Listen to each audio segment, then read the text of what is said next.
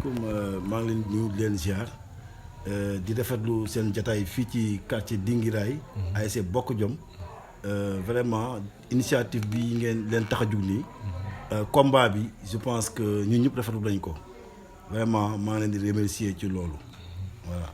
maintenant en tant que président d'ASC ñu gis ni ay jamono da ngeen doon toog fii terrain central di football tey ñu jël leen génne leen di leen yóbbu mbaa ñu yóbbu leen Pikine yan jafe-jafe ngeen di rencontrer si loolu. bon jafe-jafe yu mag.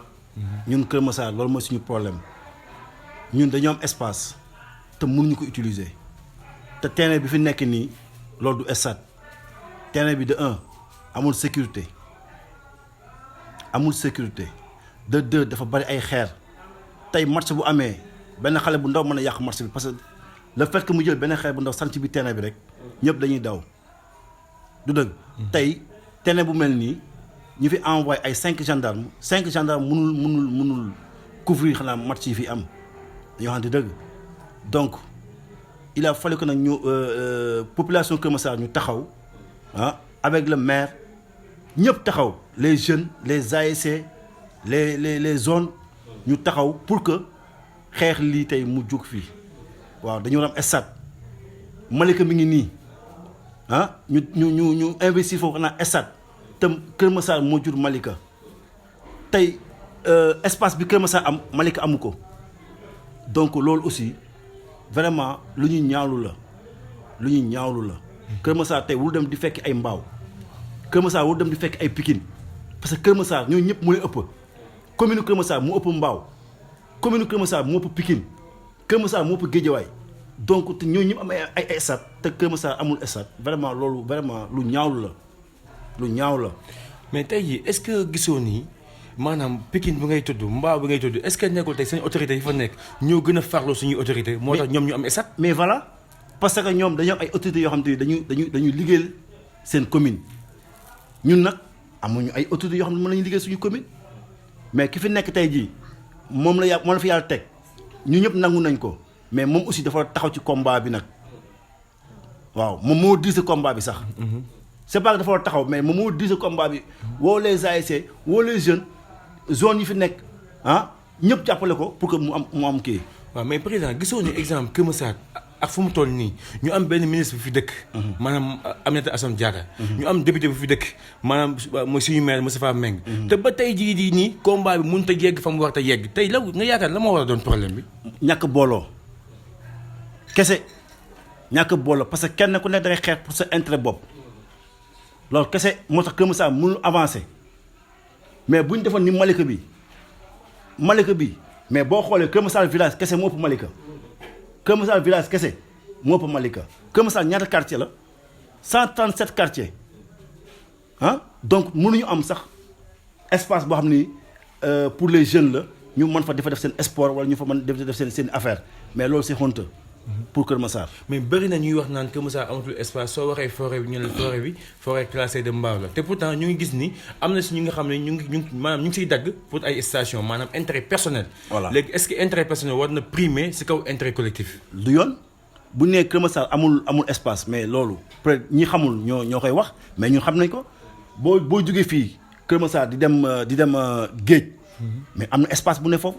ñi xam nañ ko gis nañ ko tàkk boobu gis nañ ko loolu mën na nekk stade. forêt classée bi bu ñu ko daggee di ko jox ay gaz Ndiaga Ndiaye di jox ay station pour ñu koy utiliser. pour seen propre kii. di si dagg ay 10 hectares pour ay cimetière. waaw donc te population Kër Massar soxla ko. mais loolu lan lañ ko mën a tuddee donc ñun nag ñu ngi interpeller état bi di interpeller Moustapha Mbengue député maire vraiment na jàpp ci combat bi aussi. tous les jeunes du Kër Massar aussi dañ jàpp ci combat bi pour que Kër Massar mën a avancer. waaw il est temps Kër Massar mu dépasser fi mu nekk. jeunes yi ASC yi zones yi na ñëpp mànkoo joxante loxo jàppoo bokk na bokk bàyyi pour que Kër Massar jëm kanam. incha allah voilà.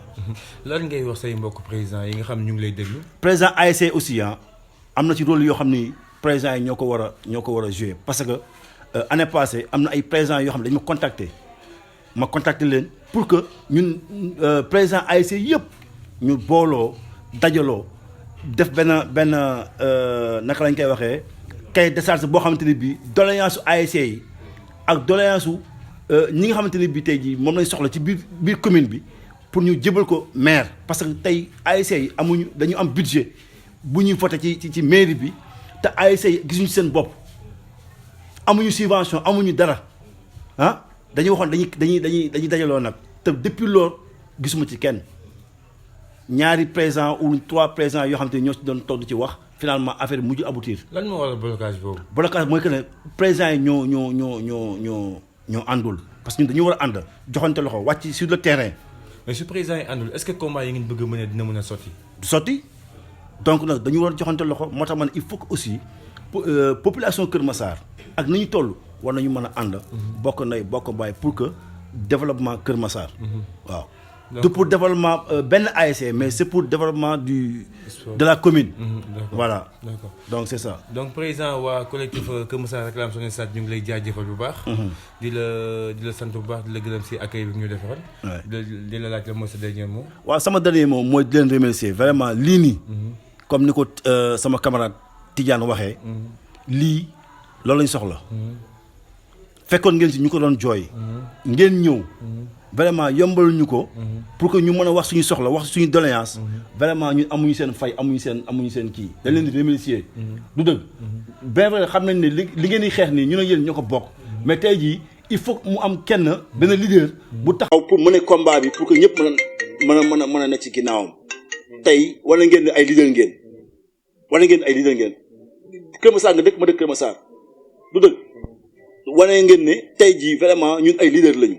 ñun aussi dañ koy nangu ne carrément ay leader ngeen ñu topp seen ginnaaw àndandoo xàccandoo dóorandoo vraiment dama leen remercier ci loolu.